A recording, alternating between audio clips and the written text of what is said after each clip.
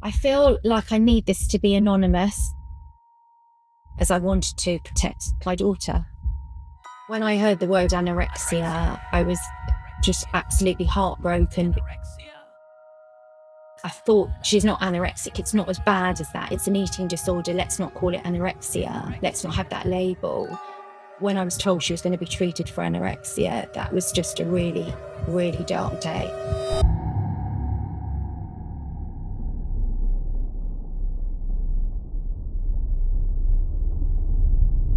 Hello. Hello. Hello, hello. Hello. Hi, young man. What are we just going to talk about? Oh, look at that little fluffy lip.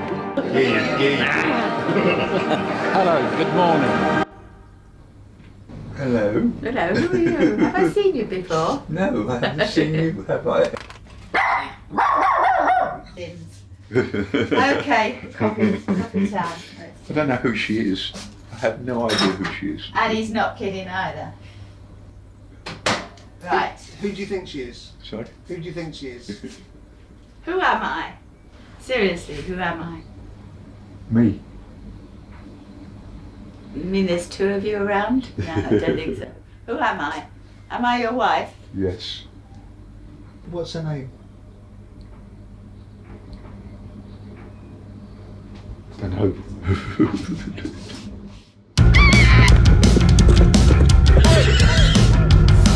Nice to meet you. Bright and early on a Monday morning.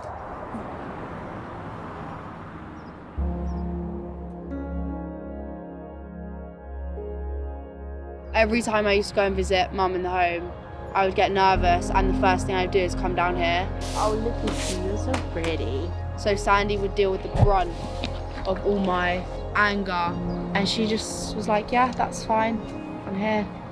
Me and my mum, we work here every single day. My mum's the driver, she's the groom, the vet, make sure she's watered and fed, everything. My mum loved her to bits. Loved her to bits. And Sandy knows that too.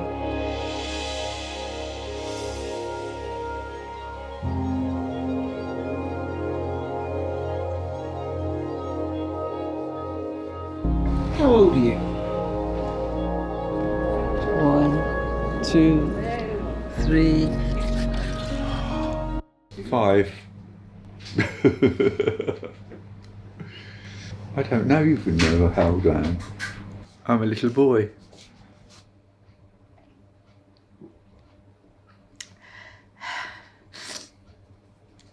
Even I talked to him, I say to him, I showed him my granddaughter, she won a prize, she's into gymnastics. And she was on the podium, I didn't know who she was. But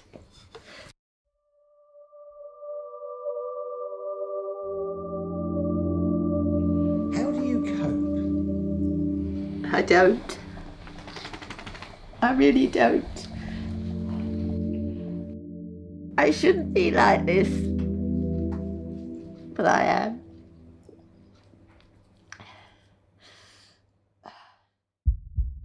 The red flag for me was that she said, I don't like eating at school anymore, it's disgusting. Straight away, that just sent a shiver down my spine. It was just a terrible spiral. She might never be able to have a family of her own, that she would be put into residential care against her will. And the other thing that I thought about was that they would take her away from me.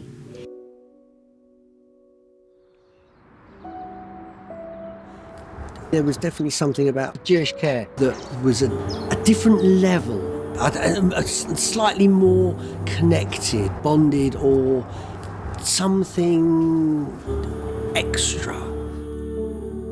Haley was in her room, and one could see that she was going through a difficult moment, and it wasn't easy, and it was challenging. She was lying, her eyes were closed, and I was talking to her, and I just closed my eyes, and I said, Haley, I'm going to sing Adon Olam, which is all about life and the blessing of every breath. Adon olam asher molach b'terem kol yitzir nivra liyes nasa b'cheftzoi koil azai melech shemoy nikro.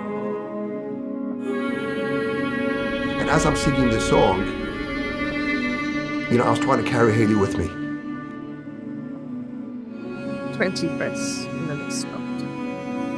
And then it went down to 15 breaths and then she stopped.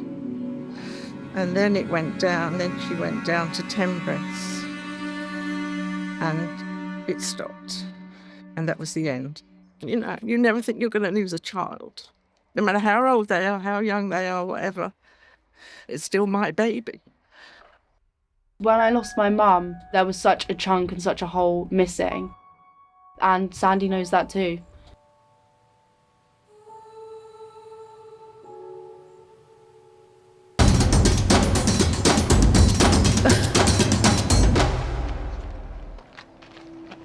My dad.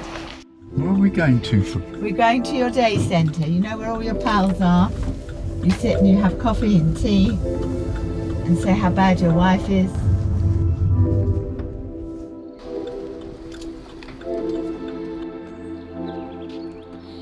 Good morning, Ivor. Good morning to you. How are you? Good to see you. Happy to see you. Happy to see you. When you first went, do you know what it's like? You've got children, have you? When you take them to nursery, the first day, that's what it was like. But it passed. To see that he's happy, that's what it's about. You're not recording it, are you? Raindrops are falling on my head. La la la dee da dee da dee da la. From week one of coming here, I realised that it's different from a regular music class because of the joy that it gives everyone.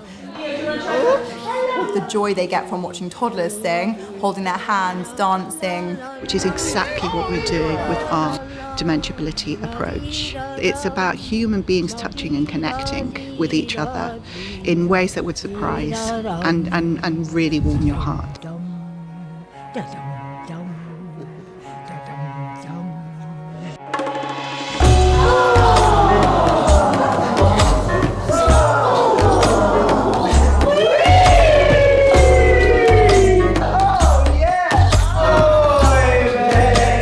So what am I bringing to them through music?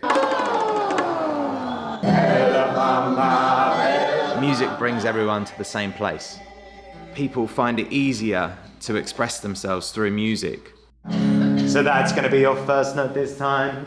And that for the higher singers, Bella Mama. There's always something for everyone in music. Do you always smile when you're listening? And you just sail away on your own thoughts, and suddenly a bell rings and somebody says, "Sheila, it's meal time."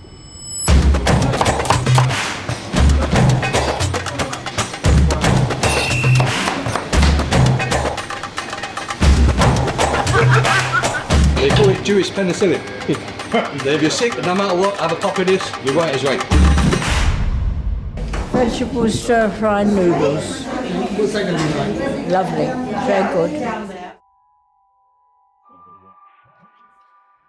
When I realised there was a problem, I was on it. She's going to get well, I'm going to look after her. That was still a battle. Every time I phoned somebody, no, we're fully booked, we can't take on, there's a wait list. It was a chance meeting with a friend, and she introduced me to somebody who, it transpired, worked for Jamie. Jamie is the organisation that has made the biggest difference to my daughter. She has made the most incredible, I would hope it was the right word to use, recovery. The difference in her has been absolutely monumental, and I'm just so incredibly grateful.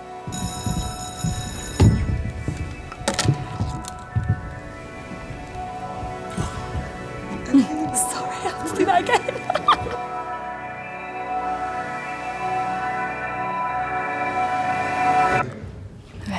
I have experienced my own journey with mental health since about the age of 13. My dad passed away very suddenly. My mental health hit an all-time low, and it was at that point that I made a referral to Jamie. And when I looked at my allocated Jamie practitioner to see the tools that she was giving me, I felt so inspired, and I remember thinking, I really want to do what you do. I think I said to my dad, it's a shame that we couldn't take Sandy to the home.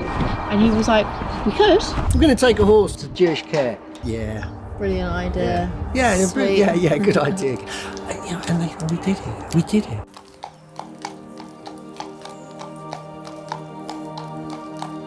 And the fact that they were so happy to do anything because they knew how much it meant to us was the biggest part of it all. It made my mum's world just glow. You're getting kisses, Hayley. Hayley was at a point in her life where very little was being taken in, and that moment cut through everything. I mean, that it was a brief moment, but it was really beautiful. All she wanted to do was just give her cuddles and kisses. She just sat there with her nose buried in her. It was about 3 weeks prior to her passing, so we really did that in the nick of time. And I hope we did make her stay more comfortable, and I hope we've been there to support her as much as we can. Yeah? You did amazing. Thank you are so amazing. Much. You and your whole family. So much. Everything. Honestly, I owe you everything. I would say how grateful I am for everything they did and still do for people. They'll be in my heart forever. And the love and generosity they showed was just remarkable. Oh, yeah.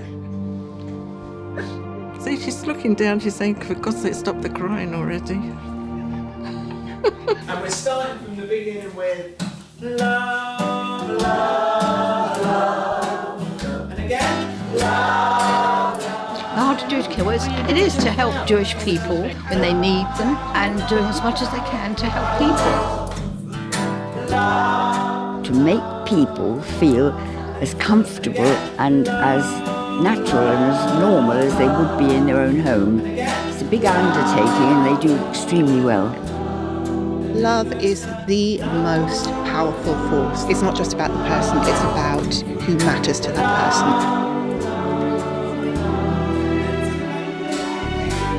And I hope Jewish Care raise more than they want to raise. You know, Jewish Care has got to go on forever.